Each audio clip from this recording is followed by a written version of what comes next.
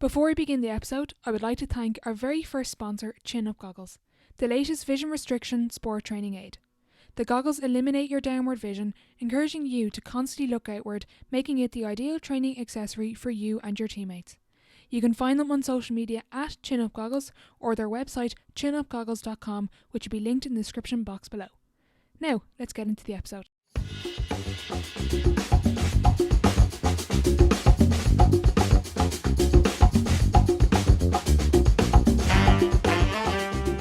Welcome to the Sideline Live podcast. Subscribe for more episodes and follow our social media at the Sideline Live. We'd love to hear from you. On episode 25, I'm delighted to be joined by Dublin Camogie coach Sarah O'Donovan. We had a great chat about her Intercounty Camogie careers with Cork and Dublin, her time as an Irish Underage soccer international, her new role as a coach, and much more. I hope you enjoyed the episode.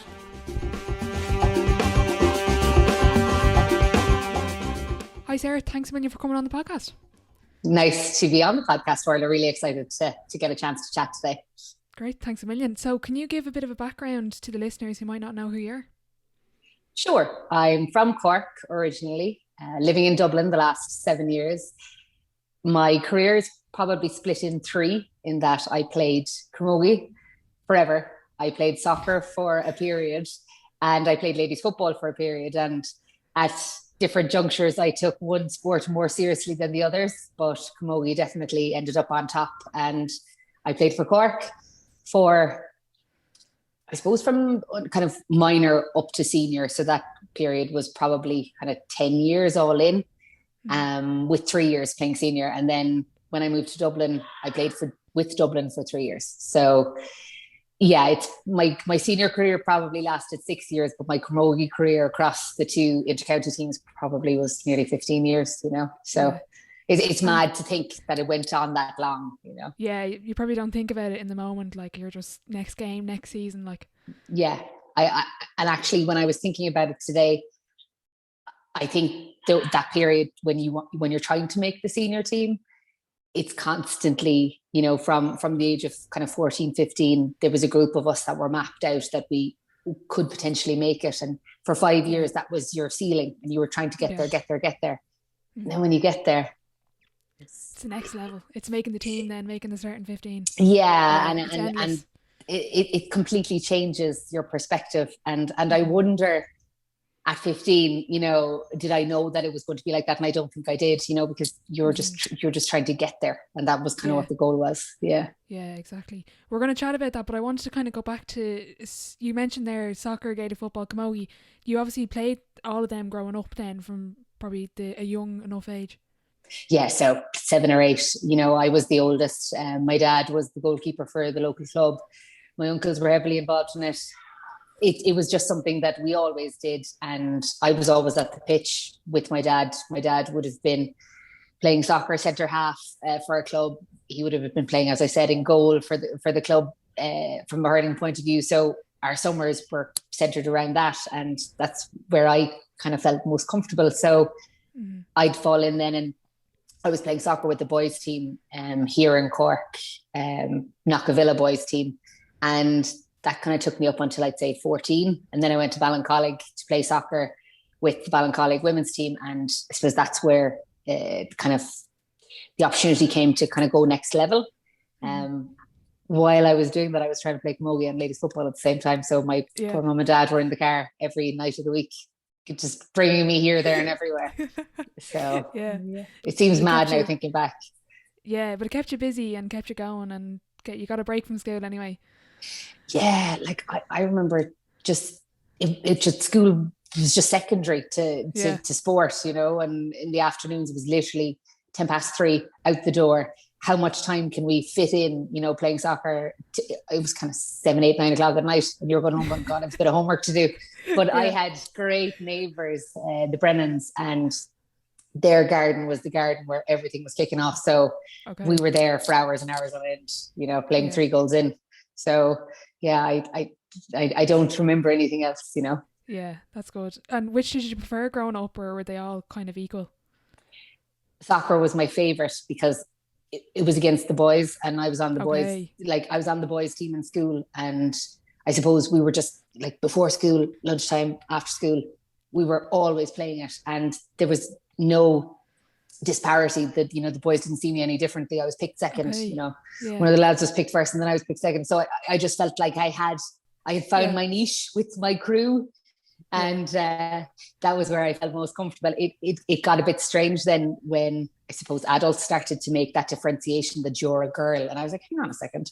The boys don't make that differentiation. You know what I mean? Yeah. And When did you notice that obviously the lads would just see it as like a peer? If you're playing well, they see it as a peer. If you're not playing well, you'll know. But when did the parents would jump in and kind of make that disparity, as you said? Yeah, it would have been at 13 or 14. So playing on the boys' team, I was playing left back.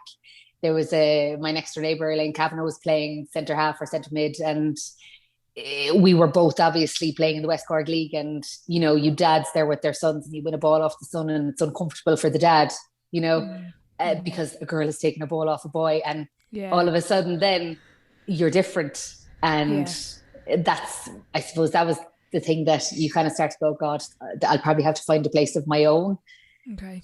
And the opportunities were there. And I suppose that's why Ballincollig was so good, because you went back into an environment where I had found a group of girls who loved soccer as much as I did. And, you just had to change your viewpoint. I couldn't stay there forever. I had to move on.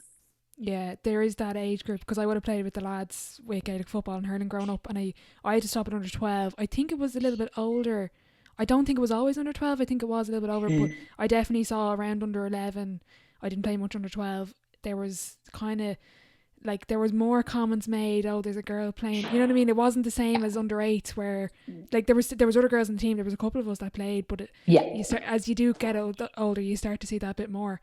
And when did you start to get involved with the Cork Camogie squads? Because I know you played up an age group with the development teams, or was so I would have gone, obviously the Skeena Skull route in Cork was the big route. If your team got to the county final with the Skeena Skull, you were in Páirc Uí Chaoimh, and that was kind of probably the first exposure that I would have had playing Komogi.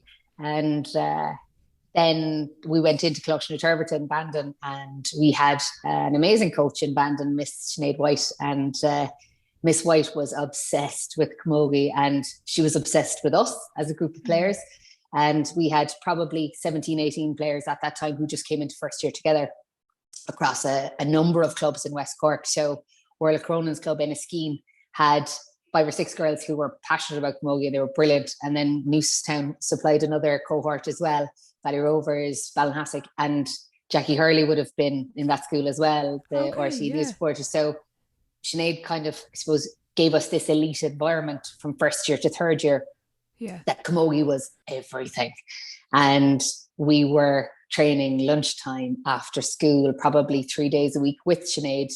And then we went kind of into the big competitions. So our biggest rivals would have been Charleville. And Charleville is made up now, obviously, like that would have been Aisling Thompson, Anna Geary, Lena Reardon, the Watsons from Milford. All of those Cork names that came on kind of after us. They were our direct competition. Aoife Sheehan, the Limerick player. So at that time, that's kind of where our, I suppose, experience of that level of player was, playing those types of teams. Yeah, so we were exposed kind of fortuitously, and then we just kind of loved it and stuck at it. Yeah, and did that exposure with the school team then, that obviously led to being selected for the Cork underage squad? Yeah, so the main squad that was our target when I was the minor team. So the minor being under 16. So so there wasn't an under 14 team to make in my first couple of years in secondary school. The big target was making the Cork minors. So I would have made that squad at 15. Colette Desmond, who would have been in school with me as well, made the squad. So we would have both been playing with the school and then got into the minor squad in that first year, kind of a year below the grade. And we ended up winning the All-Ireland that year against Galway. We beat them by a point, or more. But, the team that year was stacked. It was Jenny O'Leary, Gemma O'Connor, Emer Dillon, Joanne O'Callaghan. These are all players who obviously would have gone on to play with Cork in that period from kind of '05 to 2010, and obviously Gemma stayed on till 2020. But there was the same names popping up all the time. So once you were in the bubble, you stayed there, you know. Okay, yeah. And what did you like? Obviously, that was you would have been a year younger then. What was that like, getting that experience and learning from those players? Because they would have obviously, like, there is, like, a year doesn't sound like a lot, but when you're playing up an age group, there is a bit of a difference there. There is, and I think, like, I was a tidy corner forward, as was Colette. So we're kind of, you know, it's probably you have the most responsibility that you're expected to score, but you have the least responsibility in that you don't have to necessarily manage the game. You know, you have to be buzzy and bright in the corner, but you're ultimately reliant on your halfbacks and midfields, you know, in terms of distribution and the way the game is played. So I think it was a great learning curve in terms of winning and wanting more success. Learning how to win and wanting more success at that age group, and feeling like, right, well, that our next level is, you know, to go to Cork seniors, because actually there wasn't an in between. There wasn't the under 18 kind of thing. No.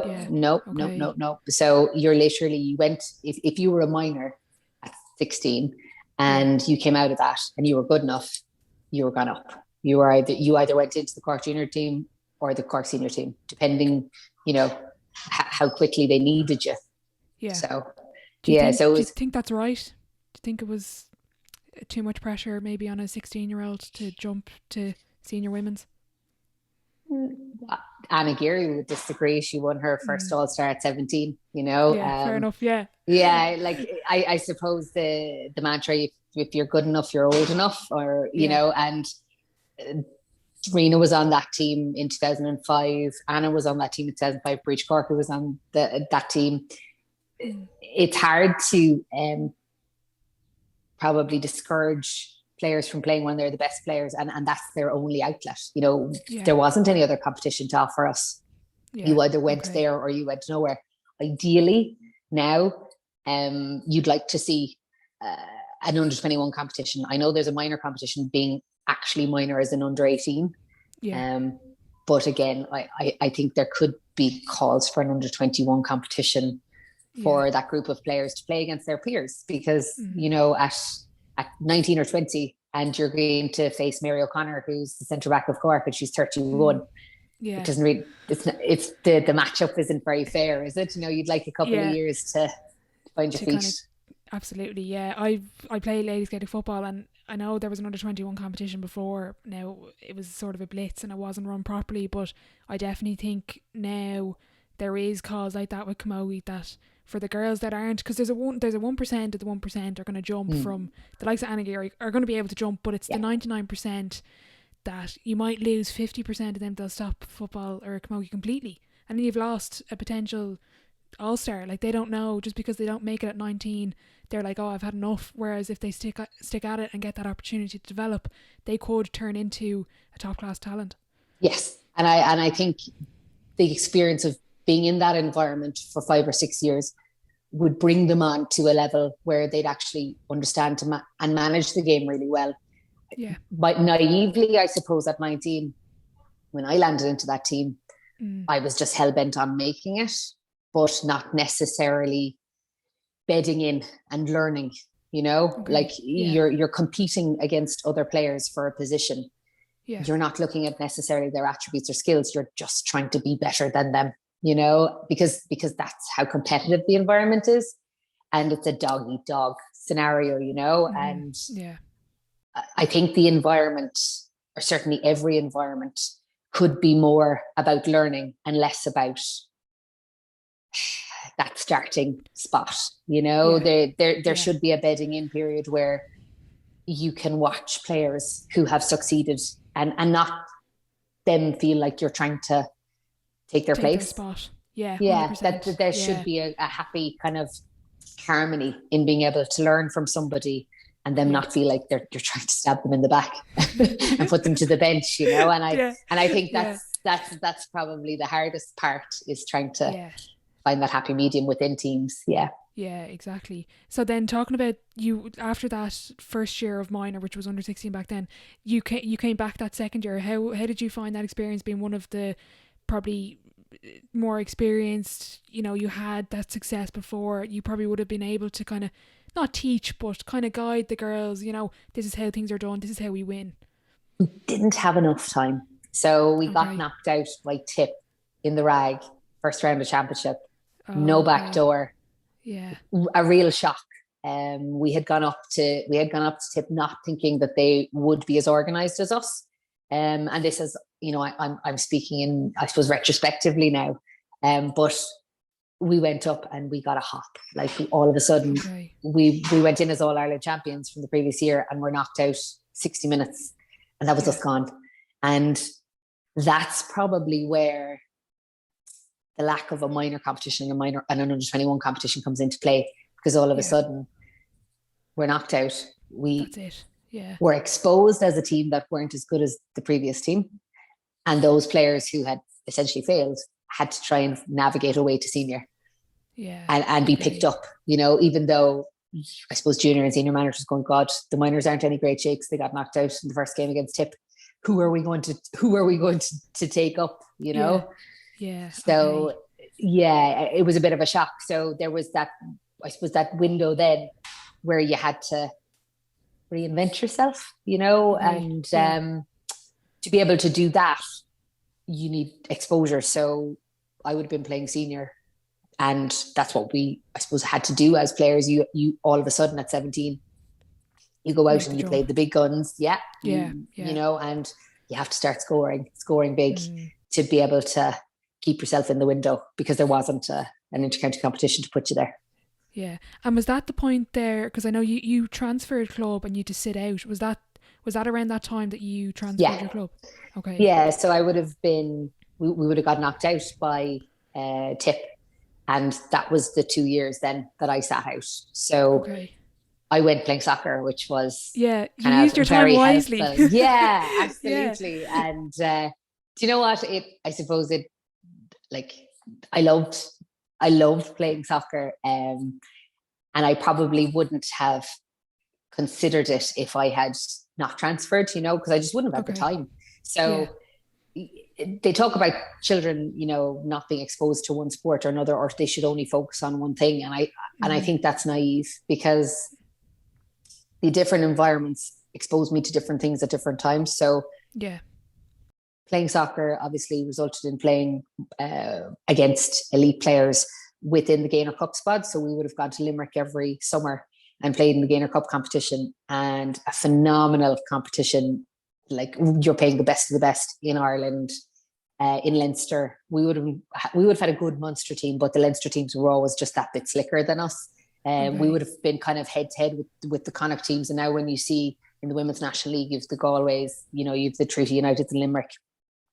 In Leinster, you have Peamounts and the Wexford Eats and all this. You can see why the four provinces were so, I suppose, well aligned in terms of that competition, and why that competition worked really well. And that kind of gave me that exposure to, I suppose, kind of how competition works in another environment, and Yeah. how positive it is to work.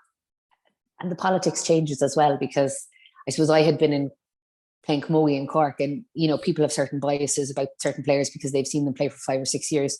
You go into this new, fresh environment, and you're a completely new player to a completely new group of people, Yeah. and your I suppose your strengths and your weaknesses are viewed differently. So you start to view yourself differently, and I got a bit stronger from it, because of all of a sudden, I suppose, the physicality that I would have had in Camogie, I was able to use it in soccer, because it was you're expected to be more physical and it's more hands-on, So Yeah. that period, those 2 years, best 2 years that I spent, definitely. Brilliant. Yeah. Yeah. That's brilliant, because you always, I think Saoirse Noonan is a great example. She's from Cork. Obviously, she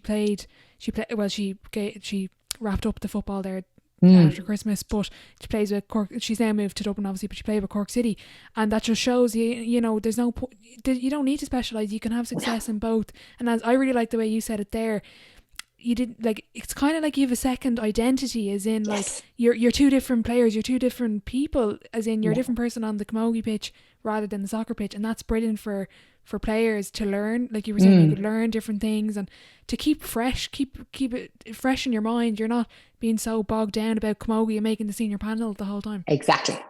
Exactly. And I was a centre back in soccer, and I was a corner forward or full forward in camogie. So Yeah, I was just playing shows. completely different ends of the field. But, Yeah, from a soccer point of view, then as well, I suppose the exposure to international competition. So the Gainer Cup ended up giving me an opportunity to go in for a trial with Ireland under it was under 19, but again, I was the year below okay, the grade to play it. And in those 2 years, I got to go to Dublin and do that. But I was the only girl from Cork on the train heading to Dublin on a Friday, okay, yeah, and that felt, I suppose, a bit isolating. When you look now and you see the likes of Denise O'Sullivan and Clara Shine, and there was loads of girls, Ciara McNamara, Ciara O'Connor, there was loads of girls who kind of had I suppose, a bond together as a group going up. I probably needed that going up from Cork when I was playing. That would have been 2002. That okay, seems like so long ago. But, I was landing in Dublin, and it's like, oh, we've one girl from Cork, we've another girl from Tip, we've 10 girls from Dublin who play against each other all the time and know each other really well. yeah. And you just, It's hard, yeah. you're trying to make friends, and, and you're also trying to fit into an international squad. Sue Ronan would have been the manager of Ireland then, and she obviously went on to manage the Irish women's senior team. But we were training in Clonshaugh, and there was training in the morning, you'd have your lunch, training again in the afternoon, you'd go home, you'd stay in your B&B for the night, following day, training again. Like, just intense, really, really intense, and completely different to Komogi. Yeah. Very, very intense. Yeah. Did you like that environment, or did you find it tough? Because it's not I always think of it like, I was chatting to someone about sort of that professional life now, and that's not professional, but it's kind of like, it's sort of like for that weekend that you're just training twice or three times a day. That's sort of the professional style. How did you find that? Did you like that environment? Mixed bag. I think if I had more friends with me from Cork at the time, I'd have been able to enjoy it more. Yeah. I think I know 17 isn't young, but at 17 in Dublin, the only girl from Cork, it just felt a bit exposing, and that competition element that I was still learning, yeah, and trying to bed in. I stuck with them for 2 seasons, and at the time you found out if you were selected for the squad by letter. So really, really exciting to get a letter in the post telling you that you had been selected for the Irish Under-19 squad. Like, I still have the letter in a box, lovely.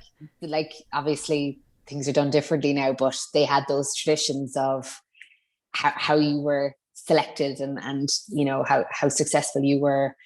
Then obviously going to the UEFA Championships, we went to Switzerland, and big group of us off to Switzerland, and the squad. So there was loads of crack on that trip. Do you know what? I like thinking back. I really wish I had it. Some of it's very vivid, and then some of it, I think, God, how did a week pass? What did we do all the time? But you got your full kit, and I had all the kit, and then every morning you'd be told that you were wearing this kit today and that kit tomorrow, and that stuff now for teams, all teams, is quite normal. Yeah, well, back in 2002 blew my mind. You were just it was so regimented and so organized. And then I suppose coming into the Cork setup, I was like, oh, the soccer's kind of ahead of the GA a bit, because they were obviously so much more organized. So as it started to come into the GA, it was interesting how the soccer had stolen the march quite early. Yeah. Okay. And then when did the football come up? Because I know you would have been you were on a college team and Eamon Ryan kind of said, "You're raw. I want to work with you." You emphasised in an interview how raw he said you were. Yeah, Talk us through very that. raw. God. He's Eamon was the kind of head of sport and head of GA in UCC at the time, and I had gone into UCC on a sports scholarship and at 19, and again loved my football. I had played football at Valley Rovers here in Shannon, and I suppose from his point of view, he was just, he had 20-25 girls to work with. So my big commitment was Ashburn, and I had a bit of time to play ladies football. So the Donaghy Cup was on in Belfast, and we had a group of players. We were probably like, the O'Connor Cup team was very well organised, but the Donaghy Cup team was kind of a mismatch of footballers, soccer players, camogie players who just wanted to kind of dabble in a bit of football. And we just got really lucky that we had a nice bunch of girls who just enjoyed playing football and ended up playing. I think we played 2 qualifier games and then had qualified for Belfast. And sure, the crack, and the gear and going to Belfast, right? I hadn't been to Belfast before. Do you know what I mean? All this. And Eamon obviously came up with us because that was his job. And we were playing Davy Fitz's LIT team. So Davy was over LIT, and they were physical girls, but we just kind of wore them down. And as I suppose soccer comes into play then, because that was kind of the mindset, it was just, real physical, and those attributes that I have just wear players down. And I was very, very fit at the time. Yeah. So it's just dog. And I think that's where the rawness is coming in. Like I was getting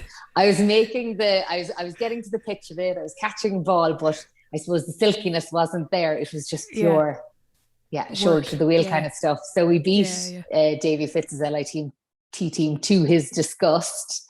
And Eamon came up to me after and he said, "Sarah, this was 2005. And I had obviously just made the Cork Camogie team, and he said, "Look, you're raw, but there's something there." And he's kind of winking at me. Would you consider it? And I said, "Oh, geez, thing." And I said, "I can't." Like I said, I'd be a jack of all trades and a master of none. I'll have, I have to do this Komogi thing. And he said, "All right, look, but you only get one chance at Eamon." So if I had gone in that week with him, I'd have probably loved it and been there for 10 years and tried to hang on to his boots till the very end. But I think I rang my dad and said, "Dad, what do you think?" And he just said, "No, Sarah, you've worked too hard to get onto the senior Komogi team, and I think you're diluting yourself too early." I didn't have I hadn't the games played, in football. It seemed. Yeah, you didn't have that kind of street cred to get the two together. Yeah. I just didn't, and I think it would have been, while it would have been amazing and a great experience, I think I wouldn't have got into the Komogi team if I had gone with football so early. Yeah. So, So I guess you don't regret that decision then, sticking with the Komogi? No, I don't. I think the Komogi for me, I was better at it. You probably loved it a bit more as well. Yeah, I did. And football was always third. Komogi was first. Soccer was second, and ladies football was third. And it's not that, I think it's just my pace. I'd have needed more pace to play football to the pace that those girls are playing it at. Whereas in soccer and Camogie, you don't need as much speed. I don't think you need as much speed. It's kind of more based on your physical attributes in terms of your catching, your striking, your game management. Mm-hmm. Whereas ladies football got very fast very quickly. Yeah, it's a different type of speed. Like obviously Camogie, the ball is flying across the place, but with football the ball is carried, like you still kick past it, but you're carrying the ball more than you would in Camogie, and same with soccer. And talk to me about, you mentioned there kind of coming into that Camogie panel. Talk us through that and the kind of environment that it was at the time. It was, I suppose, a very mature environment. There was a group of players there who had not had success since 2002. Tipperary had been the top dogs 2003 and 2004. And, you know, that Tipperary team was a really, really good team. Jovita Delaney was in goal. Una Dwyer was full back. Ciara Gaynor, Claire Grogan was corner forward. Deirdre Hughes, Ian MacDonald. Like, these were all of the players that I was watching on the TV going, holy God, you know, how good are these? Like, and they had that status in Tip that they were just, you know, ethereal. They were incredible sports people, and Tipperary people, men and women, were incredibly proud of them. So they had that celebrity status, you know, like pretty immediately.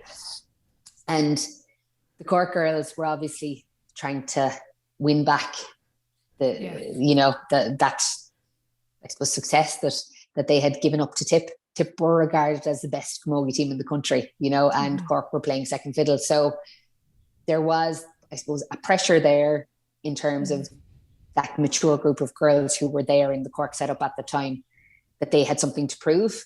And, you know, Mary O'Connor was centre back. You had Rachel Maloney. You had like the likes of Gemma, Jenny O'Leary, loads of household names. And they just needed a bit of luck. And in 2005, John Cronin came in, and John Cronin had been our minor manager when we beat Galway in 99. So he obviously had a fierce fondness for all of us. Like, he really, really appreciated us. And it felt like, if you were winning for John, the best thing in the world, because he was just so happy, you know, and the environment that he created was just so sound, you know, like it wasn't cynical in any way. And I suppose he felt very safe there. And then he brought in Fiona O'Driscoll as our coach, and Fiona, having won the All-Ireland previously, pocket rocket, you know, scores 3 goals in the All-Ireland final. She had an incredible reputation, and she brought in that professionalism alongside John, that, you know, no stone was left unturned to get everything organized. But she also was learning all the time, and she was watching different things. So like, we all had the same gear for training every day. That stuff that I had seen in the soccer in 2002, 2003, that 2005, that was us. You know, you'd your red shorts, you'd your navy top, like there was a regimentedness that we needed as a group. But yes, John was brilliant, because John just kept it light. So there was kind of a nice juxtaposition of the two. And I suppose that summer we didn't start off great. We lost to Tip in the Munster. The Munster competition was separate to the All-Ireland competition. So we kind of felt, I suppose, that we had 2 hard months to get us prepared for the All-Ireland in September. And if we were going to get there, I think we threw the kitchen sink at it in those kind of 2.5 months. And we played Limerick in the All-Ireland semi-final, and Limerick were kind of at a lower ebb, but had managed to win a couple of games and got into the semi-final, but we absolutely whitewashed them. And I had come on, I think just after half-time. I think I ended up scoring 2 goals. But I suppose that for me, then I was like, I've, you know, if they need a goal in the final, they'll have to call me. Like, they'll have to put me on. They'll, you know, there's no way they can't let me out. So going into the All-Ireland final, you've got massive nerves, and, you know, you're looking down the bench and you're going, I wonder what time they'll bring me on. I wonder, you know. Yeah, not if, it's when. But of course, that's the confidence of a 19-year-old. You're like, well, I mean, I scored 2 goals in the semi-final. Of course I'm going to, surely they're going to put me on the pitch. And as time ebbs down, you know what I mean, and you're coming out after half-time and you're going, God, like, if I don't get onto the pitch and they win, it's going to be such a failure, you know, in your head.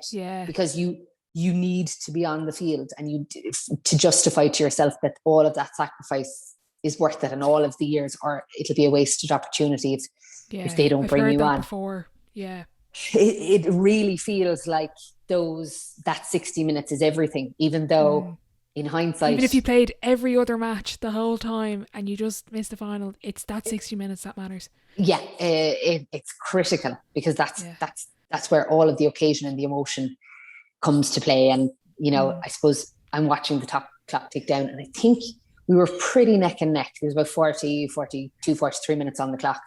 And I was thinking, okay, surely, when you're looking down at the bench and you're looking up and you're seeing if there's any nod or any move or anything, and right, okay, Sarah, you're going in. Like, absolute terrifying in the best possible way. And I was going into Mark Dwyer, and I said, like, you forget that as badly as you want to get onto the field, you're going into Mark Dwyer.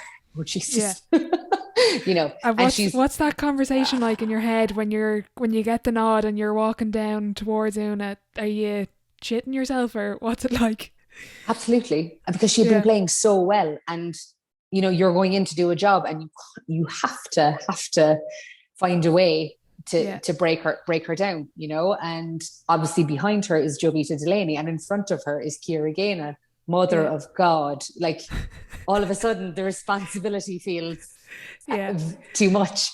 But I was only on the field about 5 minutes, and this mad dropping ball comes in, and as was my habit, I used to love antagonizing fullbacks, and I don't know what I did or where she thought I was going to go, but herself and Jovita lost sight of the ball, and the ball ended up in the back of the net. I didn't touch it. Okay. Una didn't touch it. Jovita didn't touch it. But there's this mad moment where I go into the net to check if the ball is in the net. The ball is officially in the net. I cannot claim responsibility for the goal, but I reckon if I wasn't annoying Una, the ball wouldn't have gone back in the net. So you're taking credit for that now. Well, we can play it back. We can debate that one. I never touched it, but Una didn't touch it either, which is the critical point. So we ended up winning the game, and I like the noise. There was this mad, incredible noise that happens to your left in the stand when the final whistle goes. You can't hear anything. It's like that dog whistle. I can't explain it, but Emer Dillon was across from me, and the two of us just started leaping up and down. Like, we couldn't believe it. It was my first All-Ireland, obviously, on the pitch. She ended up getting player of the match because she had the most outrageous game. And we would have been clubmates of Ballygarvan, and I suppose that's lovely. Yeah, and the two of us were just ecstatic. It was the maddest experience, and it's actually lovely to relive it. But if you want to find the footage, you will see that I never touched the ball, but neither did Una Dwyer.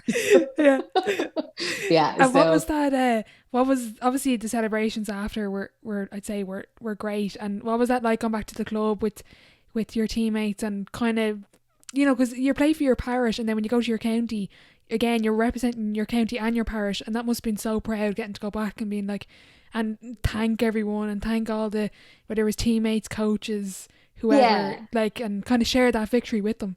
Well, the brilliant thing was the summer before, we had, so 2004, we had won the Senior County Camogie Championship with Carrickdown. So that would have been all of the clubs in Carrickdown, which would be Ballinhassig, Shannon, Ballygarvan. There was 5 or 6 clubs together. So we had beaten Milford in the county final 6-11 to 5-11, an absolute rip roar of a game, right? So everything kind of fed from that game. So in that year, we had won a senior county championship. We'd won I think we won the senior B with the club, and then we obviously won the senior All Ireland, the big one. All of those 3 together were just amazing, outrageous. Yeah. So we kind of had gone on this year of winning, and it just felt like we weren't going to stop winning. But of course, that everything comes to an end. Everything does come to an end. So we were just buoyed along by this mad year, of winning and being successful and coming out on the right side of results. Yeah. And what was that like then afterwards? Because they always say second season syndrome, I think. What's that like after? Because obviously you need to celebrate, but how hard is it to kind of put the head down again and go back at it? I think the 2006, the same core dynamic was there, and Okay. yeah, like we won in 05, we won in 06, and it was 2007 when Wexford came out of, Nowhere. we came out of nowhere Yeah. and caught us. Okay. So and there was nearly 2006 was kind of, there wasn't much of a change then. No. It was more the 2007. No, we beat Tip again in 2006 in the final, and again, same scenario, kind of, I think we were more organized in 2006 if I remember. Just we were more confident in ourselves because the monkey was off our back, and then in 2007 we were going for the 3 in a row. And I suppose that's where I suppose the story unravels for me. In that was my last season playing senior with Cork. After that loss, I was 21, 22, and I was mad to go to Australia. The way we all were mad to go to Australia I was like, God, I've been playing camogie for my whole life, and I've been playing sport for my whole life. I need to go and see the world, which the world's always going to be there. You just don't realize it at the time. So I think from Cork Camogie's point of view, there was, I mentioned that there was kind of a group of mature players who were kind of coming to the end of their careers, and then there was that kind of cycle of change. So when I stepped away from Cork, they obviously won kind of a couple together after that, and then Wexford went on that run of 3 All-Ireland. So they kind of tipped about, I would say. But I don't think I didn't. The funny part about leaving the Cork setup in 2007 was I didn't miss it. I didn't miss it. I was ready to step away right then. Yeah. Okay. What was that because of the loss? Was it just the commitment, or was it just the pull of kind of getting to see the world? I think actually it was about, I think it was, I wasn't looking at senior as 3 years. I think I was looking at committing to camogie since I was 14. Do you know what I mean? It was like 8 or 9 years where everything was invested in making the team. So that's probably where I wanted something different. And like I suppose looking back now, I didn't need to go then, and I could have stayed, and I would have enjoyed it, and I would have loved it. But at that point, I was just tired. I was ready for a break. You needed that break. So you came back to Cork after you went travelling, and you were in the intermediate team. Yeah. And I would have been working with the Evening Echo and the Examiner as a journalist, sports journalist. And I had just finished my degree in English, and I suppose, I was out at games and I was watching the men's games, and I was kind of, I was really enjoying writing and having an opinion and being in the newspapers. And this was before Twitter. So it was my opinion that mattered because it was on the page of the newspaper, not everyone else's opinion. So I had 3 solid years there where nobody was, having an opinion to match mine, which felt quite powerful. But glad I managed to get out before the era of social media, because it's just it's a hard sell now, for writers right now. But that probably that period playing intermediate with Cork was just enough.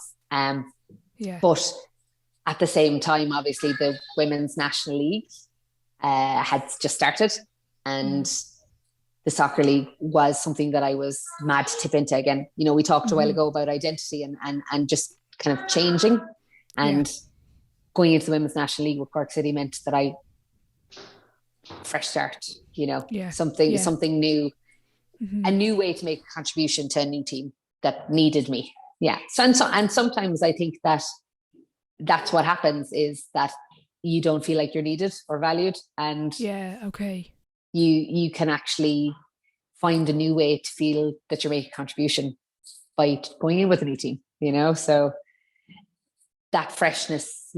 You went back playing soccer, and you would have been playing alongside Denise O'Sullivan.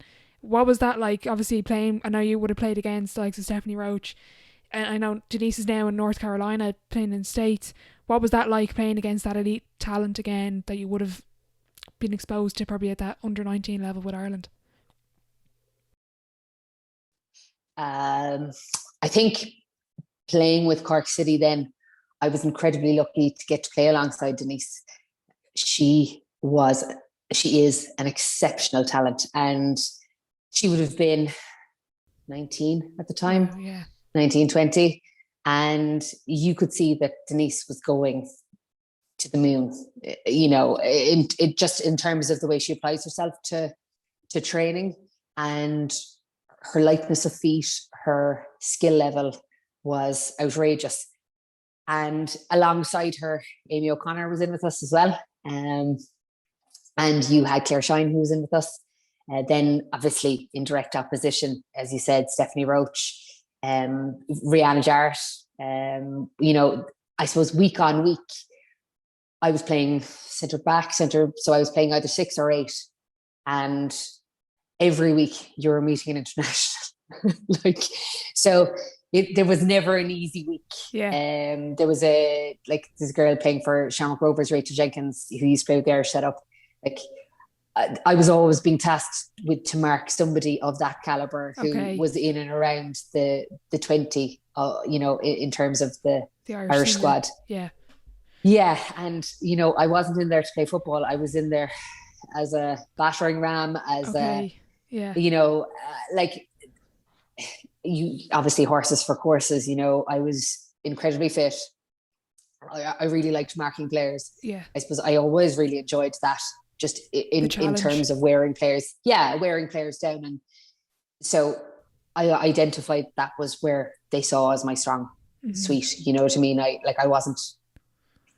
wasn't overwhelmed marking Stephanie Roach. I saw it as a challenge, and getting that experience, and now seeing them all, obviously they're all back in the Irish squad again. Yeah. And I'm like 36 going, mother of God.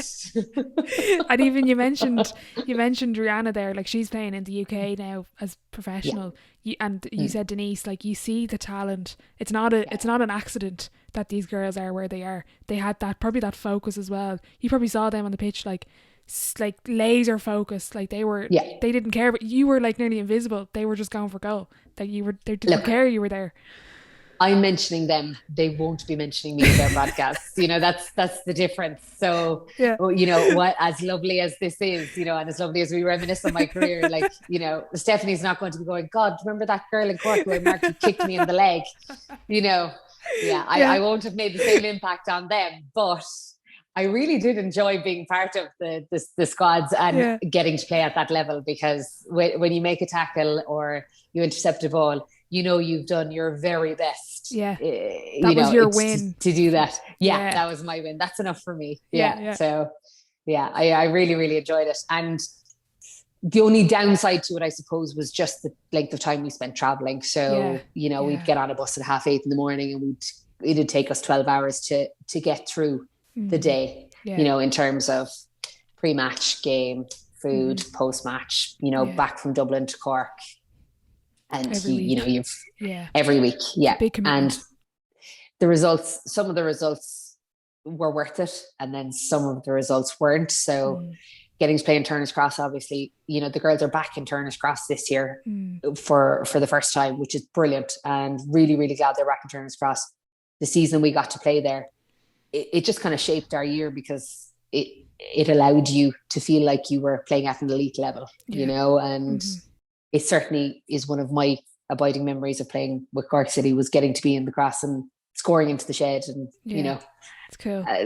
Those are memories. It's what you would have dreamed of on the street in your friend's garden, playing with the lads, absolutely nuts. So it's to score into the shed end, and I think it's one particular day I ended up scoring twice, and I remember actually so it was a free kick was, I don't know who lined up the free kick, but it came back to me, and I just leathered it, and it ends up in the top corner. And I'm standing there in absolute shock, because I've hit this screamer from 25 yards. Denise O'Sullivan is in tears, laughing on the sideline next to Eric Mara, who was our strength and conditioning coach at the time. The two of them are in such shock. She can't believe it. He can't believe it. I can't believe it. And the two of them are bent over laughing that this screamer has gone in from 25 yards that I certainly didn't mean in Turner's Cross. And I'll never forget her face, because I was going, you can give me a small bit of credit here. And the two of them were bent over laughing. They thought it was the funniest thing in the world. Yeah. So, yeah. Is this on video now? Can I find this?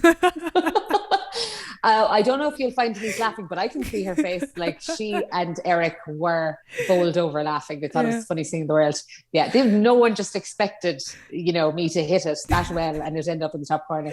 Now, Becky Casson has scored an absolute screamer last week for Cork City. She meant it. Yeah, I didn't. So there's a big difference there. Yeah.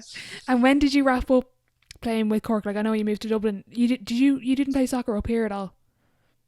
No, I came to Dublin November 2013, and I went straight into two club teams in Dublin, Fingallians out in Swords, playing ladies football, senior football with them for that summer. Yeah. And the following, I did kind of 8 months with them, and I was playing with St. Vincent's at the same time. Okay. And two senior teams training 4 nights a week, it got heavy. It just in terms of commitment, because you only play one or the other up in Dublin technically. I don't, there's very few people manage to play both. 100%.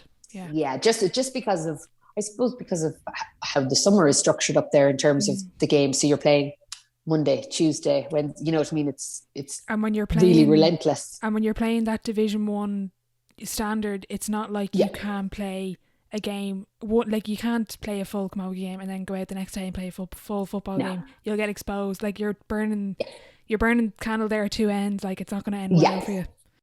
No, it's not. And I suppose the front runner then for me was camogie, because I wanted, again, not enough pace to play football at that level. I remember we played Kilmacud Crokes one day. And mother of God, like, I think Molly Lamb, and I was going, oh my God, like, just, and she hadn't even hit the peak for powers at that point. And I was going, they're young teams still. They are up and coming. Yeah, there was no way that I was going to get near her. And I was going, no, I think camogie will suit me better. I'm 30 years of age. I'll need to cut my cloth to suit my measure here. And ladies football in Dublin is just too speedy for me. So and I think, that's not to disparage camogie at all. It's just, as you said, the ball travels faster. Yeah. The ball does the work in camogie. In ladies football, you physically have to move the ball up and down the field. So Dublin came knocking in November of that year, 2014, and went straight into the Dublin setup, and had 3 of the best years playing with Dublin. Like, just, I suppose, just in terms of the group of players that were there, and how committed they were to it. And we had some really successful days and we had some tough days, but I think we were in a really good place then, in that everyone who was there was really passionate about it, and they applied themselves, and we got as much out of the team as we could. Which is nice to know, is that we did get as much out of the team as we could. Definitely. Talk me through some of those good days, and I know there would have been a lot of the tough days, but your first year, you came in November 2014, so your first year you were nominated for an All-Star that year. Like, you clearly were you were getting successful, but I get the sense that you were enjoying your camogie that year. Hugely so. Yeah, I had gone in with an open mind, had done a load of training in the previous year, obviously between football and camogie, and felt really well. I didn't have a break, because obviously we went from finishing up the camogie kind of October and straight into the Dublin setup in November, so I didn't lose any fitness in that period. And we played, we kind of had we had a nice championship draw, in the sense that we had teams that we could compete, hit ourselves against. Yeah. So we played Kilkenny in the championship in Parnell Park, and we held them, in that it wasn't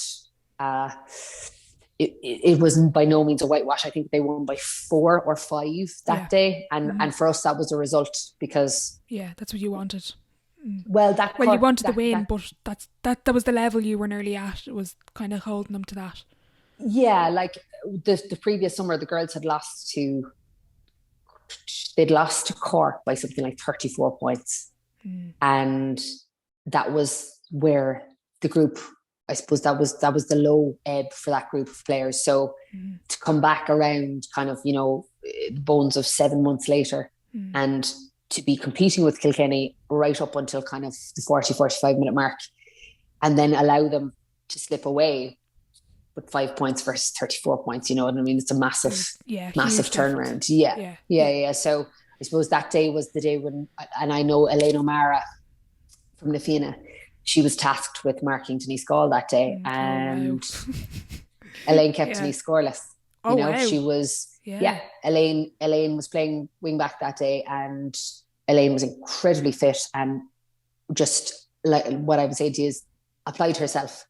Every last ember of her body to that role and got it done, So there was a group of players there that were really, really mentally well able for that kind of a job. So we ended up playing Tip, and we drew with Tip in Portlaoise, and the Dublin men's hurlers happened to be on after us, I think. Yeah, they were on after us. So it was a fierce crowd there. There was about 6,000 or 7,000 people in the venue by the time the last kind of 15 minutes of our game was on.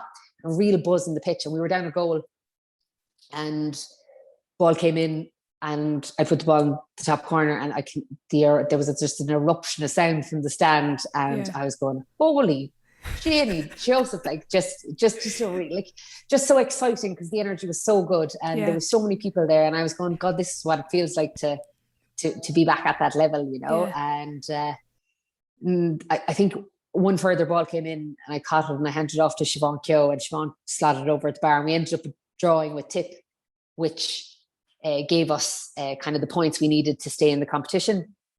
We went on, then played Clare, I think. We played Derry, and we beat Derry, and then we ended up drawing with Clare. So I think it was a mixed bag of results, but what happened was we obviously ended up drawing with Clare and having the same points as Clare.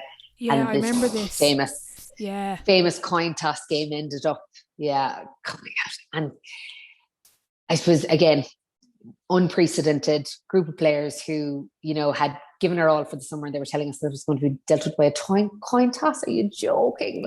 Please don't. And Pádraig Lodge kicked off our kind of, I suppose, what was it? Our campaign on Morning Ireland on the Monday of that week, saying, surely they can't be. You wouldn't see that with the men's. That's all I'm going to say. No. You wouldn't see the toss-up happening there. Yeah. And Shane Lowry got involved, and he was giving out about it. And there was, all of a sudden, it got a bit of momentum up. And then it was a case of, how are you thinking you're going to, do this? Yeah. And needless to say, the Komogi had to roll back, and we got our famous match in Semple Stadium on the Saturday. Very exciting to be in Semple Stadium on Saturday, obviously, and get a chance to do this fair and square with Clare, and whoever was going to win was going to be in the All-Ireland quarter-final against Wexford on the Monday. So they gave us, they said, you can have your qualifier, not a bother. We'll give you Semple Stadium on the Saturday, but you'll be all out. Whoever wins will be out on Monday to play Wexford in the All-Ireland quarter-final. So we went, okay, fair enough, right? You give it with one and you take it with the other. And went to Semple Stadium and got the result. And like literally a day and a half later, where we find ourselves in Carlow and ready to play Wexford, who had obviously had, 3 weeks off, had got themselves, organised, and they would have been watching yous that day. Like, I know, like, of course, in the grand scheme of things, that's only going to play a small part, but that is big. Like, for them to, like, it is a big thing to be able to watch the team before, and you would have been so focused on the Clare game, you wouldn't have thought about Wexford really. No, couldn't. We were in bonus territory. You know what I mean? And we ended up. We started badly, but we got ourselves back around and ended up, I think, a point down with kind of 30 seconds on the clock. You know, that's how close it was. And of course, afterwards, you're kicking yourself thinking, God, if we just had a week to prepare, you know, if only. how would we have got on? Yeah. So that was 2015 in a nutshell. And nominated for an All-Star, and, you know, delighted to be nominated. At the same time, we had won the championship with Vincent's for the first time, I think, in 7 years. And again, the summer just kept rolling and rolling. You know, the win streak kept running and running. Yeah. And played the Leinster Championship, beat Mullinavat in a really good game. And Mullinavat would have been out and out favourites. The likes of Elaine Aylward, Michelle Quilty, all of these players coming to Dublin, not expecting a Dublin team to have that much camogie to be able to beat them in a Leinster Championship. They went back to Kilkenny very shocked by that result. And we ended up playing Oulart in the Leinster final. So, you know, great. Camogie All-Stars on the Friday night, Leinster final against Oulart on the Saturday. Oh, like, okay. Yeah. Sound. Thank you very much, Camogie Association. So I was at one table drinking water. Mary Lacey, another table drinking water. Yeah. Eyeing each other across the room.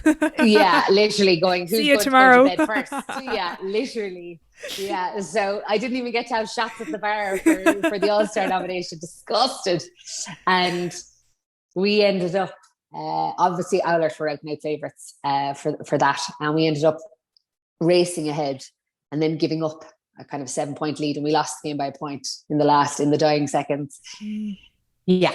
It's always worse when you do that, when you either if you're ahead or if you just lose by a point. It's so much worse than getting absolutely hockeyed. Like, yeah. I remember Mary Lacey picking me up off the ground at the end, because I was literally on the ground on my honkers, and she said, Sarah, I'm so sorry, because she knew that they had robbed it. You know what I mean? And I was looking at her going, yeah. Now, she obviously celebrated. Yeah. She was well able to celebrate it, but she did. She came over and she picked me up by the arm. She said, Sarah, I'm so sorry. Yeah. Because she knew we'd put our heart and soul into it. Like, she's a competitor, and she knew use our competitors, and you feel that from one another. You know, you're enemies, but at the same time, you know, the night before I don't know if you're having with crack, but you would have been colleagues, and it's kind of, I really like that about Gaelic football is you hate each other on the pitch. Now some people hate each other off the pitch as well, but you kind of have that mutual respect, whereas if you win or lose, you do, like, I'd make a point to shake my hand, you know, with my opponent if they lose, because I've been there, and it's not a nice feeling, especially if it's by a point in a Leinster final, like in a Leinster final. And look, it was one of those days I went, oh God, like, just so close, so close. Yeah, so close to the bar, but didn't get there, you know? So I think all of that, so I suppose I would deem it as success, because I was constantly getting to play against the best of the best, even though some of the results weren't coming off. You were competing, and you know, sometimes that has to be enough. That you're competing at that level. 100%. And coming into the next season, I remember I originally watched that AIG video when it came out. Was that 2016 it was made, or what year was that? That was 2017. Oh, 2017. Sorry, so I'm a year ahead of myself. Yeah. What was that? So what was that 2016 season like then, before 2017? 2016, we started quietly enough. I think we were no longer the surprise package. You know, people knew that we could get some results. A bit.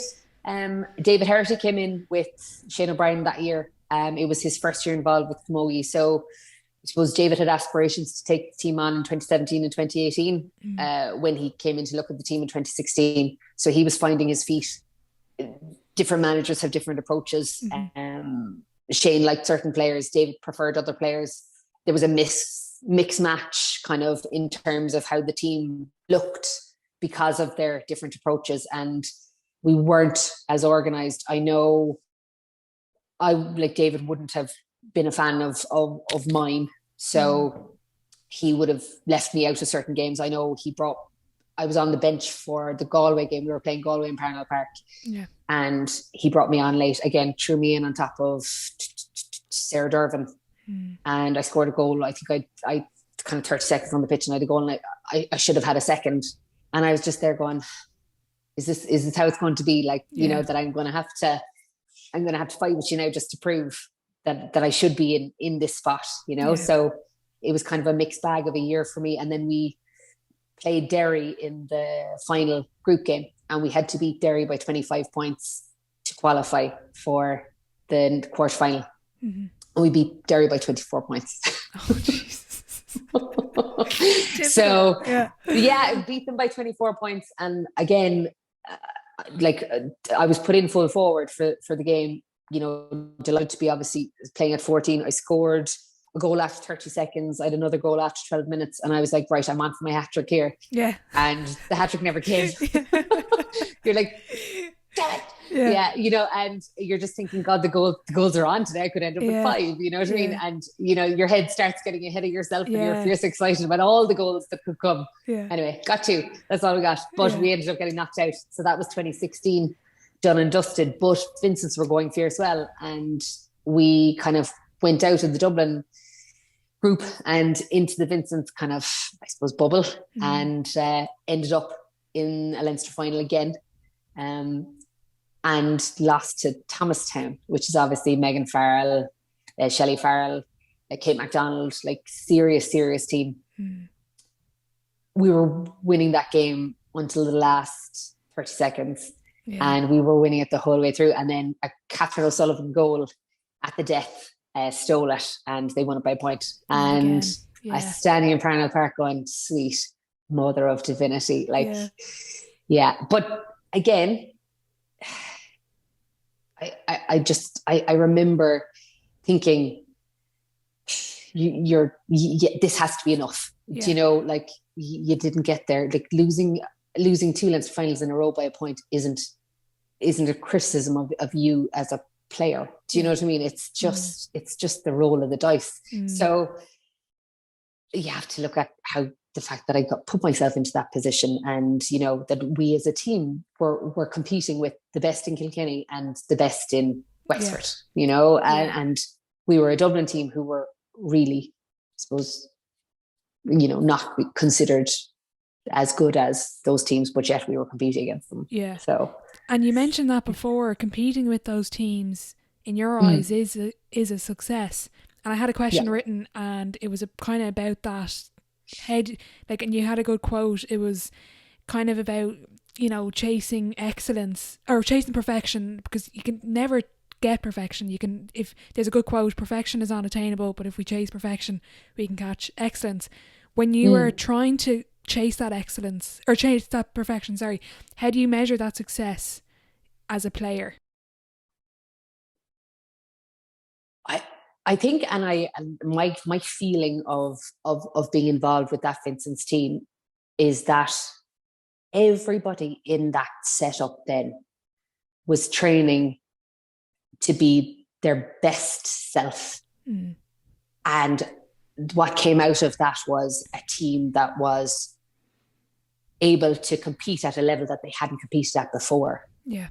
And the feeling was that when you turned up to training, that you were going to leave, I know it's cliche, absolutely everything on the field, but the level of support and competition within the group was kind of perfect, because we knew we needed everybody. Do you know what I mean? It wasn't like with Cork where people were looking over their shoulder going, I can't let her in here, you know. Yeah. You know, and maybe that's just a difference between an intercounty and a club. But I suppose from a club aspect, everybody who improved over the course of that 2 months was going to benefit the whole team. And we were all chasing perfection, and we, you know, excellence came out of that, you know, in terms of the way we applied ourselves to every single game. So like a really, really good group, really good group of players. And I suppose in 2017, you know, we lost to St. Martin's of Wexford in the Leinster club semi-final. And that was probably the unraveling of that group then, because we lost 2 Leinster finals, 2015, 2016 by a point, then went down to St. Martin's expecting to beat them and lost, and lost very well. And they were excellent that day. And then it was a case that basically Vincent were going to have to It's kind of that regroup. cycle. Yeah. It was a cycle, and it was an end. And you know what? There's 11 players from that 2017 team are now gone. Yeah.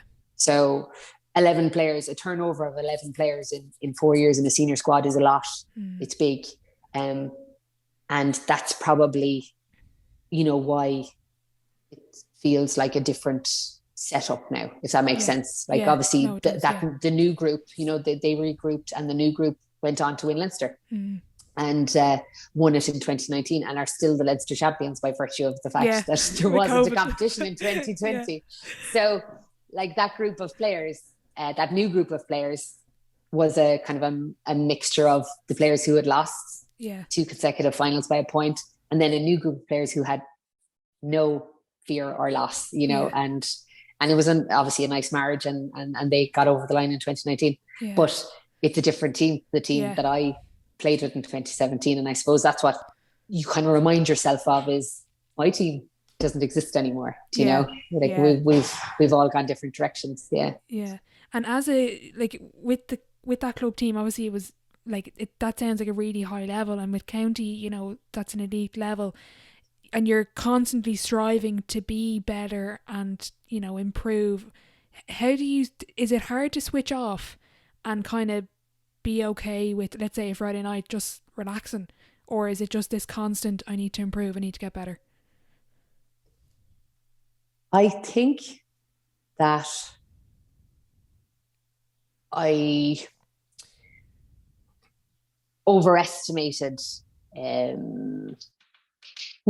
think I underestimated, I suppose, the need for downtime, because I remember us losing against Thomastown in Parnell Park, and David Herity was there, and he was up in the stand, and obviously that was the end of 2016. It was 5th of November 2016, right? And maybe it was the 11th, but anyways, it was the start of November, and I saw him up in the stand, and I remember at the final whistle just looking up at him going, he must think we're such a, I suppose the word is batters, we had it in our hands, and we've let it slip through, and a Kilkenny team has come up to Dublin and they've managed to rob us blind, and take a title that we had nailed on with 30 seconds to go. And I was really disappointed that I had shown him that weakness, right? So the following Tuesday, I messaged him and he said, look, you can take a week off. And I said, no, I'm grand. I said, I'm going to go back in. He goes, what? And I said, no, I said, I need to play. I said, I need to puck.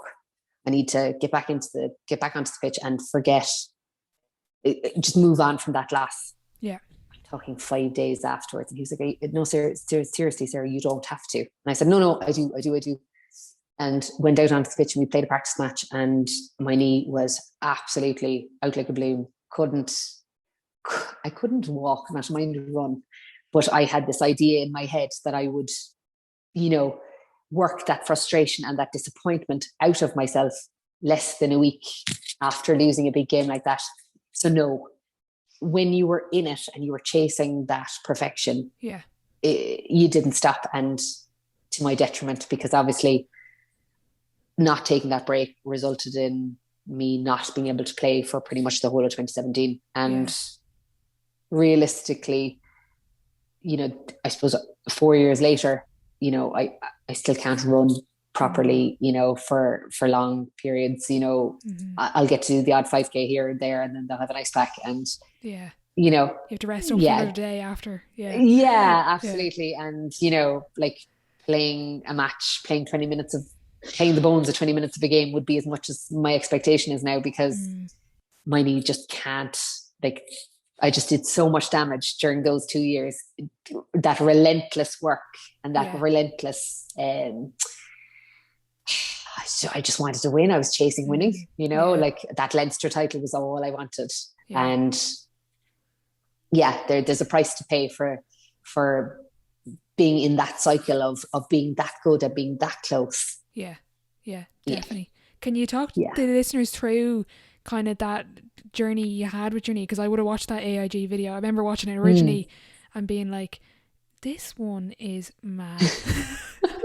I was like, what is she doing? Like, but like I've rewatched that a couple of times, and as you said, when you're in that, like it's different. It's a different mentality, and I always throw my mum under the bus. She doesn't get this at all. She doesn't get why you sacrifice all of this and you do all this.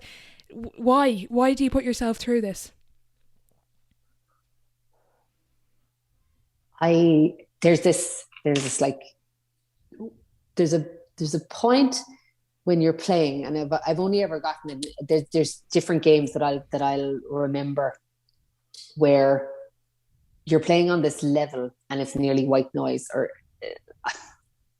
you've gone above yourself. You're nearly outside of your body, and you're working at such a speed, and you're doing things with the ball, and you're getting into positions that you wouldn't normally. You're kind of nearly otherworldly in terms of your or what it feels like, you know, in my body when I'm playing games like that, and you're just getting around the field like it's nobody's business. And I know the day against Clare in Semple Stadium, it felt like that day. Like before halftime, I was just buzzing. I was everywhere. I went into the dressing room and I vomited.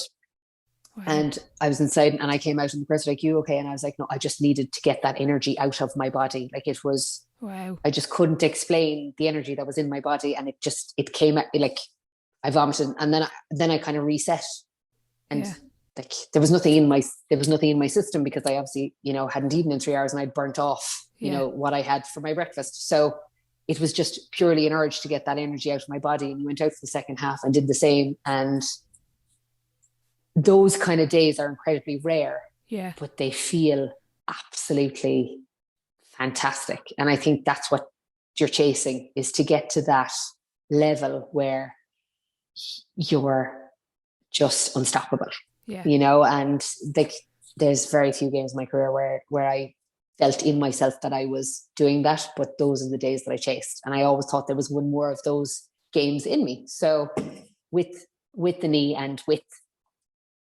Dublin, and with Vincent, I always thought that I'll get one more day like that where I was invincible, you know. And it didn't come, but that's what I was chasing, I think, was that invincibility that I had on those days, and they're ingrained in my brain, you know. So that's what you remember when you're playing, is those invincible days. You don't remember the days running.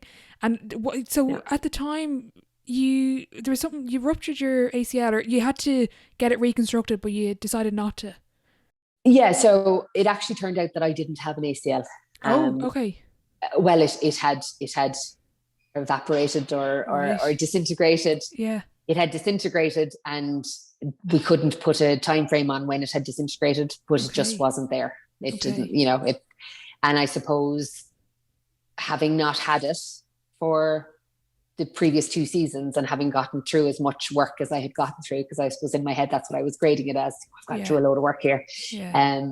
I was going, God, well, if I didn't have it in 2015 and I didn't have it in 2016, sure, why would we hold myself up? You know, I'll be able to pull through here. And I had met the surgeon, and he said, "Look, Sarah, you're talking 18 months in terms of rehab." And I know it seemed like a mad kind of time frame to put on a recovery from an ACL, which can normally be much shorter. But he just said, "Look, you've got no support around it. Your cartilage is gone. You've really damaged it. So when we go in, the support structures that you've created in terms of, I suppose, building it to a point where I was able to do without the ACL, they would have obviously undone all of those structures to be able to put the cruciate back in." So that's why the level of rehab would have been so off long. The charts. Yeah. Mm-hmm. And I just went, 18 months? Sure. Oh my God. Like, no. That feels far too far away. I couldn't possibly, you know. Yeah. I'll do the physio, and look, we'll do a scope. And he actually went in and he did a scope, and he cleaned out the knee and took out all the floating bits. And he then went into the left knee and did the scope, took out all the floating bits, because I had a problem with the left knee as well, but the cruciate was intact. So he did those 2 surgeries kind of day 1 and day 30 in a month. And I was like, right, this is good. I'm ready to I'm ready to get back in with Dublin here. But I didn't have the flexibility that I thought I had in the knees. And then as a result, it ended up impacting my Achilles and started having real trouble with my Achilles. And there was just a knock on. So 2017 ended up, for all of my guff and my muster and my bravery, I actually made myself more frustrated because I just couldn't get back to that place where I was in 2015, 2016. Couldn't get there. Didn't have the same mobility. And in hindsight, I know what I'm doing in the video and I know why I did what I did to play with Dublin, because I was chasing that day, that one day, that exceptional day. It wasn't worth it, and like the sacrifice of not getting my knee done then, when I had an opportunity to have it fixed, has resulted in me not running for 4 years. Like we're now at 2021 and I can't do a 5K or I can't do a 10K, or if I do, I'll suffer for it for 2 days because I just don't have the structure. So I wonder, you look at Cora Staunton, she breaks her leg in 2 places and she has 2 operations and she does incredible physio, and she's now 40 and playing the AFL and she's better than ever. Yeah. So if I had had the foresight to actually take the time to have the knee reconstructed then, would I now 4 years later not necessarily be playing with Dublin, but would I have... You'd have a capacity? More than a 20 minutes in you. Yeah. I think I would have. And, I went back last January and I went into the surgeon in Santry and I said, hello, I'm back. I'm back. So, that cruciate repair that we talked about, remember in 2017, can we do it now? And he said, no. He said, there'll be no uplift for you doing that right now. He said, you've gone too far. And then he suggested a second operation with the second doctor, and it was a unilateral knee replacement. So they take out the left side of my knee and put in half a knee. So basically, yeah. So I was like, oh, that sounds amazing. Can we do that? So I went to meet the surgeon, and the surgeon was from Tyrone, and he said, no, I'm not doing that. You're too young. I can't justify cutting out half your knee. You're too young. But you should see this surgeon. He does an osteopathy. And I was like, oh, right. What's an osteopathy? Yeah. Went into the next surgeon, and surgeon used to play rugby with Romania, and really high level sports person, right? Yeah. And he looked at my knee and he said, right, an osteopathy, do you know what it is? And I said, no. And he said, we'll take cadaver bone and we'll put the cadaver and we'll insert it basically between the 2 parts of my knee that are now wearing off each other. Yeah. And he said, we'd be basically cranking up the knee by about kind of 0.4 or 0.5 millimeters to lift your... Yeah. I'm explaining this really badly, but no, I get it. Little bone. Because you would have been, because your tibia and femur would have been rubbing off each other. Yeah, they are. Yeah. Yeah. God. Yeah. Okay, so, well, I suppose it's uncomfortable, and that's where the impact comes from, where you can't repeatedly train on it because that's the exposure. So I said, oh my God, this sounds amazing. So I said, he said, basically your knee is like a tire. On one side of it is worn. So he said, worn away. The other side is quite, so we'll put in the cadaver bone, and we'll literally take, we'll take the pressure off the left side of the knee, and we'll allow it to wear down on the other side. I was like, that sounds amazing. He said, I'm not doing it for you. He said, forget it. Yeah. And I said, why? And he said, because he said, your goal is to get back onto the pitch and get to the level where you were. And I said, that's why we're, this modern medicine. Yeah. And he said, no, he said, I can't do that. I can't do that surgery for you. So how devastating is that? Because in your mind, you can still get there, but your leg won't allow you. Yeah, no, it's an incredibly frustrating thing. I suppose he asks me, what can I do? And I said, oh, well, I can do the majority of CrossFit, I can, I just don't do the jumps. And he's like, right. And I said, I can rollerblade, you know, and he said, you rollerblade. And I said, yeah. I said, that's like, there's no impact. Like I said, you're just whizzing along. And he's asking me all of these questions, and I'm realizing that I should have said that I can't get out of bed in the morning, and then he would have done the surgery. Yeah. But I suppose he's just looking out for me, saying, realistically, you're 36 and you're not going to get back to that that level. Exceptional game that you think that you need. Yeah. You know, this surgery, what did he say? He said, we don't do cosmetic surgery for knees, Sarah, you know? Yeah. And I, you know, he was like, it's not, this isn't a runner for you. Yeah. So that was last March, just before the start of the pandemic. Okay. Yeah. So I had met the 3 surgeons, and I'd gone through, I was so excited every day coming out with my booklet being like, they could do this. Yeah. No, they won't. They could do this. No, they've said no. So in the end, I suppose I just had to accept what's on the table. And now what's on the table is a 20-minute cameo, you know, in a club championship game that, you know, that will have to scratch the itch, basically. Yeah. You kind of have to make do with the 20 minutes. But sure, look, it's better than nothing. It's better than 9 minutes. So. Yeah. Yeah. Well, it's funny to have had so many things available to me, like Camogie ladies football, soccer, and now ladies football and soccer would be 2 wearing on the leg, you know, so those aren't available to me anymore. So it's literally Kamogie's the last woman standing, the last sport left. Yeah. And talk to me about your new role with Dublin. Just say to the listeners who might not know, you're coming in as a coach for the 2021 season. Yeah, and I suppose it's something that I hadn't considered initially.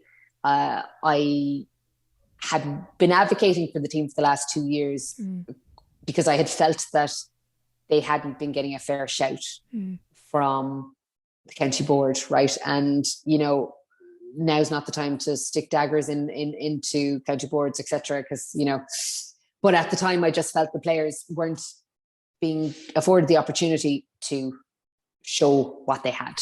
Yeah. And having been involved with the group of girls, and, you know, there's a fair few of them still left, I really wanted them to be excited about playing with Dublin, and I wanted them to feel like they were valued and that they weren't just making up the numbers. You know, I wanted them to be heard. And when the opportunity came up just before Christmas to get involved, I was like, oh God, you know, is it too soon for me? You know, should I allow a period of time pass before I go in, so that I'm not playing with my old teammates? And then I was having a think about it, and I said, you know what? I'm 36. I have the time. I don't have kids right now. I will have kids hopefully in a couple of years, and I won't be able to give Dublin the time. So where men have the opportunity to go in at any point, I think women are necessarily dictated by where they are in their lives and, you know, what their priorities are. So right now my priority is Dublin Camogie, because that's the opportunity that I can afford to take. So while I suppose I was wondering about necessarily going into an environment where the girls would know me as a player, I think that I don't need to worry about being seen as a coach, because I was always so much older than them anyway. Yeah. Like they were 17, 18, 19 and I was 30. So they probably thought I was their mother anyway, you know? So yeah, now it's just a case of, you know, another grandmother or something. I don't know, because they've all grown up. Yeah. So yeah, that's definitely made it easier. Yeah. And I get the sense you're really excited, because like being involved, you're not a player, you're a coach. That's going to scratch that itch. Like you were saying, you're still there, you're still in that environment. 100%. And we obviously haven't got back to the pitch yet, but as we've started to build the schedule for the next kind of 4 to 8 weeks, you know, with a view to getting back to the pitch on April 19th. Yeah. Donny Fox and Adrian O'Sullivan, the manager, you know, their energy is so infectious. Yeah. You know, they obviously see this group of players that are to their mind untapped in terms of what has their potential, and seeing them layer the kind of the workload over the last 8 or 9 weeks through the different apps that they were able to use, and I suppose the communication and engagement that they had with the players. I really feel like the players are getting a 5-star experience from two guys who, so obviously Adrian's experience is vast now, and incorporates both men's intercounty teams and women's intercounty teams, and happens to be with Thomastown last year from Kilkenny for the Komogi. Couple that with Donny Fox's experience. He's Nadia Power was one of his athletes. Yeah. He understands conditioning and athletic development. Yeah. In a way that I don't think the girls have ever experienced. Really. Yeah. No. And for them to do that at this juncture, and us to have had the time to focus on that over the last 8 or 9 weeks, before we get to the pitch and before things start to get blurry and there's 30 hurleys in the mix and slitters flying everywhere. I suppose all of the noise, and actually this is something that I was thinking about, because Dublin Camogie, over the years, there's been so many different players come in and out. Yeah. You can be a Dublin Camogie player very easily, because I suppose just in terms of numbers and commitment and things like that, you can get to wear the jersey very quickly, but I don't think you necessarily understand how much it takes to wear the jersey and be successful in the jersey. And we have a new group of players who have come in this year, and their first experience is a 9-10 week commitment that's totally focused on them improving as athletes away from the pitch. And they will hopefully see the fruits of their labor in 4 weeks' time when we hit the pitch on April 19th. And they'll have done all of this work and made all of this commitment before they've ever got to put on the jersey. And I think that's a real game changer. All of a sudden, we're not telling you what it takes to be a Dublin Camogie player. You're doing it.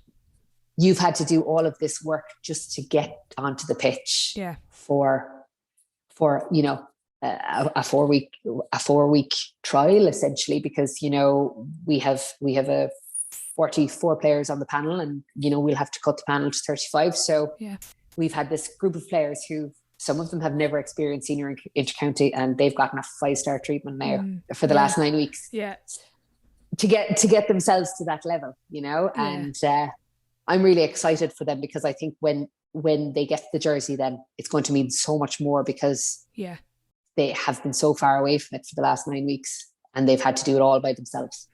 So that's certainly a game changer for me. What is the potential with the squad then going forward? I genuinely think that this squad, with the results that they've managed to get over the last kind of 5-6 years at different stages, wins against Wexford, an All-Ireland semi-final, wins against the likes of, I suppose, the likes of Clare, the likes of Tip, or different results that have gone well, and then different games that they've been very competitive in. I know last year in the league, they set up really well against Galway in the league before everything kind of was dismantled. What this Dublin team needs is consistency of application for a period of time, and the same group of players committing for a period of time. The airport's probably the biggest disadvantage Dublin Camogie has, because it's very close for a cohort of those players who are 18, 19, 20, 21. They're like, good luck, see ya, I'm off on the day one. And you're like, no, we just spent 2 seasons working with you. You were just coming to your prime. Where are you going? and that's probably why this season it's so positive, is because There everybody, isn't J1s really going on. There's not many no, people going, if any. So that's a yeah. good plus to have them around. Who's more excited to get back playing, the players or the management? We've got, if I'm being really honest, I would say me and Adrian and Donny Yeah. are absolutely hopping out of our skin to get back. The girls, will probably be, I suppose, a bit apprehensive because it's a new environment for them. And what I'm looking forward to is, and this is something that I remember as a player, the environment was necessarily dictated by the mood of the manager. Yeah. And I didn't like that. It's like if the manager was in bad form, then the session was a tough session. Yeah. I knowing what I know now, having played for as long as I've played with all of the different teams that I've played with, I never want a team that I'm involved with to come to a training session worried or concerned that the manager's going to be in a bad mood, or worried and concerned that they're not going to be good enough. Yes, there's levels of, I suppose, commitment, and there's levels of there's a standard that will have to be maintained across all of the training sessions. But I think you can maintain a standard while still having a smile on your face. Yeah. And everybody should feel like they can smile in a training session. And I know there's the Roy Keane mentality, I don't like seeing lads with smiles on their faces. They're not working hard enough. I genuinely, some of my favorite days where I'm antagonizing the full back, I have a smile like from here to here. Yeah, literally. And the manager's looking in going, is she even concentrating? And I'm like, this is my best self. Like I am having the best crack here right now. Winding this full back up. Absolutely. Yeah, absolutely. And I want the girls to come into training every night and just be excited about improving themselves as players. And that's what's most exciting, is that if they improve individually, then naturally the team as a collective will improve. And like everybody in the squad has a value. Nobody's there because it's to make up the numbers. Because every time somebody everybody who improves within the setup is going to be a value within the setup. So why would you pick some players to improve and not others? You want everyone coming up at the same time. And it's funny because I had a question here: how has your playing career shaped your role as a coach? But what you were saying there reminded me of that time you were with soccer, that time you were with Cork. Everything has kind of come together, and you understand. I think you've unique perspective. Like obviously the lads would as well; they would have played, but because you aren't that far removed from that kind of environment, you kind of know, right, this is not the best way, but it's how you like and how you see you can get results is by doing what you just said. And I think it's important to have conversations with everybody. Sometimes, I'd ask some of the girls and I'd say, what's your best position? They go, oh, I don't know. And I say, oh, in Cork we'd know. And they go, what? I say, oh, in Cork we'd all know our best position. I said, we wouldn't be shy about saying our best position. They go, oh, but maybe I'm a left back or a right back, but I always play. I said, oh no, where do you feel most confident? And I said, don't be shy about saying that. And they go, oh, I must have a think about that. I said, this is important. I said, you're looking to help yourself, but when you help yourself, you help the team. So I really need you. It's player empowerment, I think. And I think the new shift, I think the Dublin senior men's have really shown it's the player, the players drive the culture, not the managers do as well. They play a big part, but if the players buy in and the players drive that, geez, you're on to a winner right there. Yes. And what the environment needs to have is no excuses. So if the girls have no excuses and every single thing is done to ensure that the only thing they are concerned about is the slitter, I really don't see how they can't enjoy themselves. I think the barriers that you put in place, be it a crap pitch. Like I remember 2 years ago, the girls were training, 2 years ago now, on a rugby pitch, right? And they were practicing penalties into a rugby goal. And I was standing there, and I had come down to help out, and I was standing there going, what is the benefit of standing in a rugby goal with no net that's, 2 feet higher than the actual GA goal, and you're practicing penalties like a chocolate teapot? Useless. Like I said, no, like, let's give them an opportunity. Let's give them a pitch that's their pitch, that they understand the confines of, that they want to play in, and they learn every bit of it, you have to make something familiar, and you have to make it feel like home. And then, then you want to go there, 100%. Like the girls have spent 3 or 4 years driving up and down the country of Dublin, playing at different pitches and being fitted in at the back of a goal, or being fitted in 1/3 of a pitch, because nobody made any room for them, and whereas I know now I can tell from this conversation that's not what's going to happen now, because you're like, everyone else is going to make room for Dublin Camogie, because the 3 is, and the rest of the management are driving that, and you're going for that. We're going for perfection, and we're going to reach excellence kind of mentality.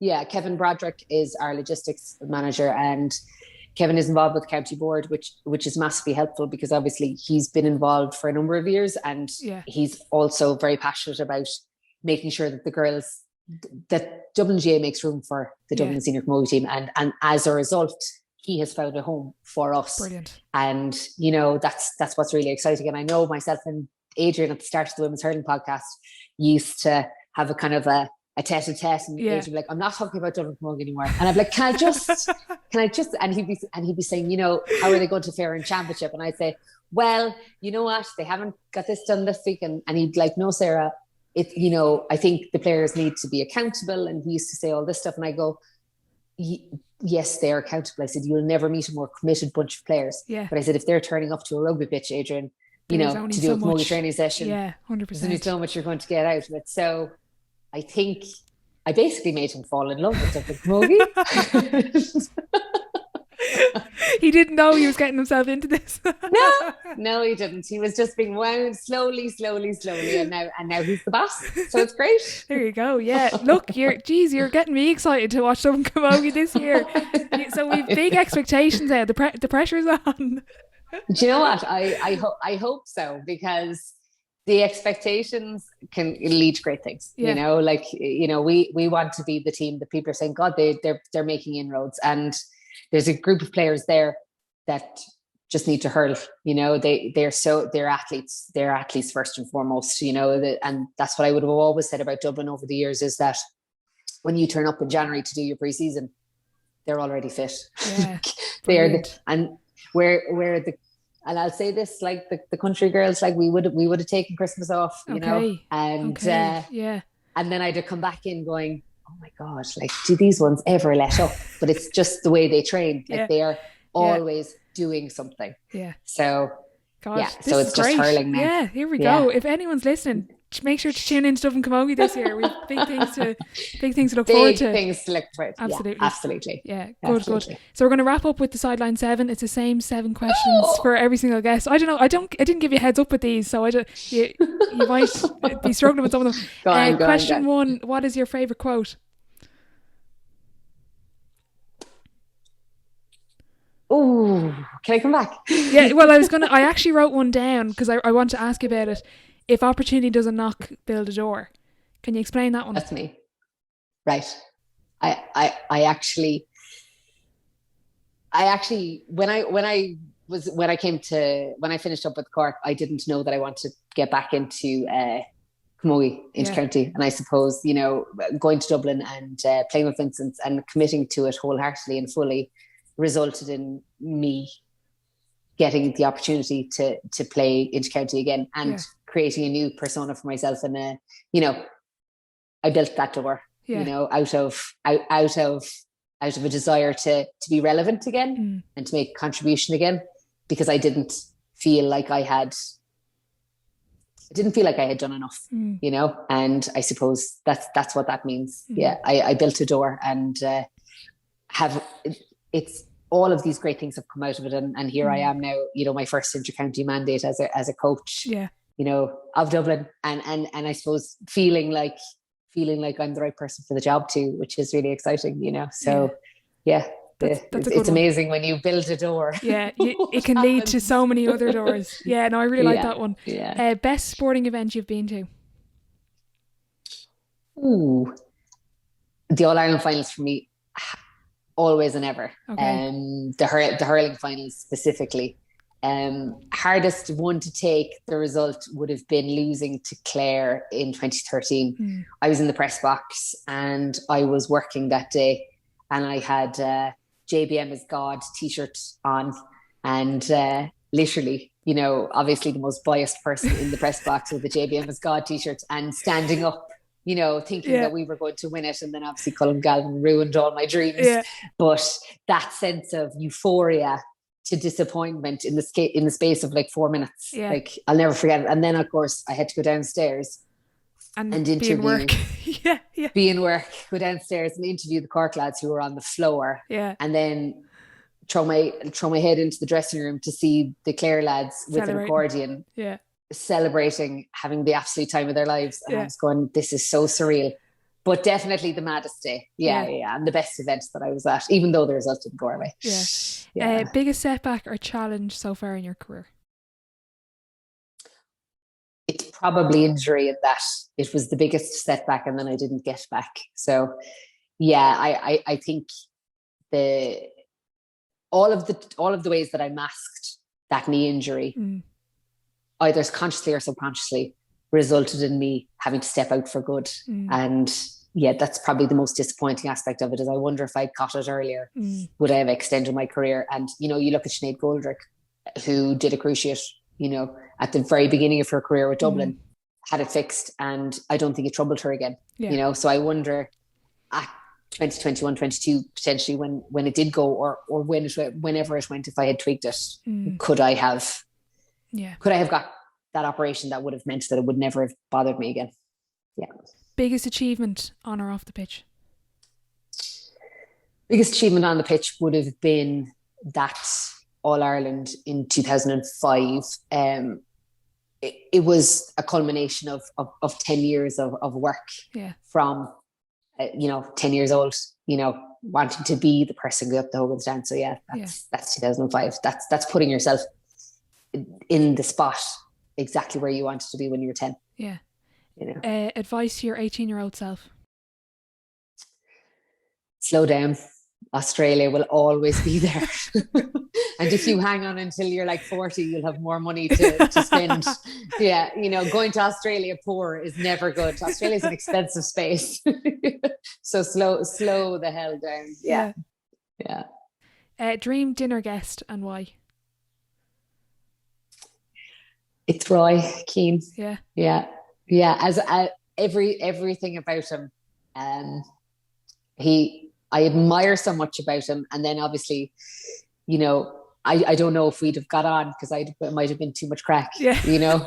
So, but then I wonder, would he have really appreciated the fact that when I went in to a tackle, it was me, ball and man and all. So, you know, I think he'd love my toughness, but he'd have been obviously annoyed that I too much was crack. Smiling from ear to ear. Yeah, too much crack. So yeah, if I could just have a chat with him to figure out if there was like a happy medium that we could have worked out, he'd be my ideal guest. Yeah. Final question: if your life was a book, what chapter would this be called? I haven't even got married yet, and I haven't even had kids yet. And Jesus, God, I think this.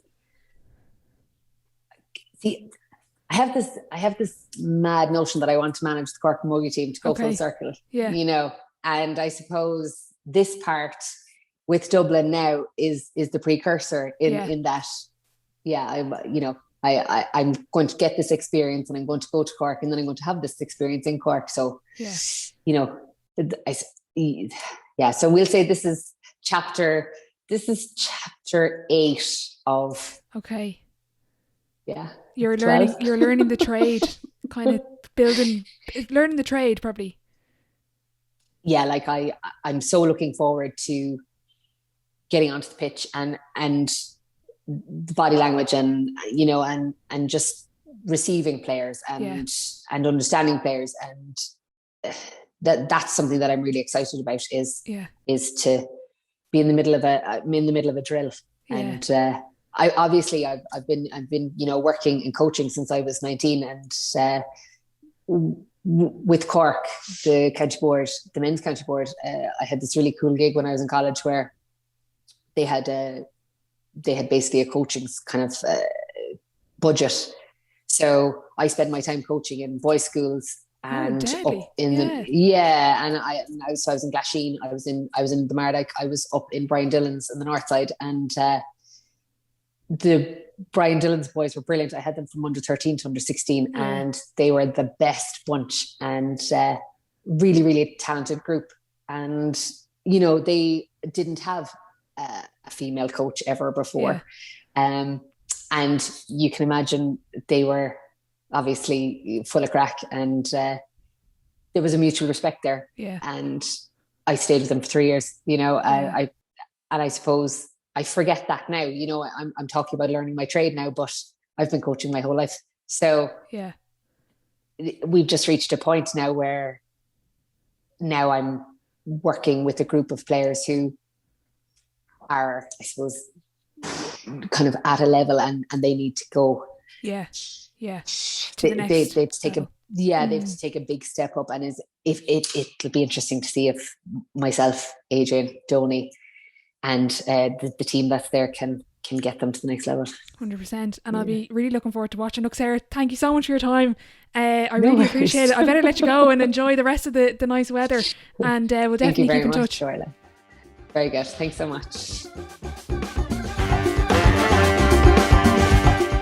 A massive thank you to Sarah for joining me today. I thoroughly enjoyed our chat, and I just want to wish her and all of the Dublin Senior Camogie team the best of luck with the upcoming intercounty season. If you are listening on Apple Podcasts and you did enjoy the episode, be sure to leave a rating and a review. If you're interested in starting up your own podcast, be sure to get in touch with the Primal Productions team over on Instagram @PrimalPro.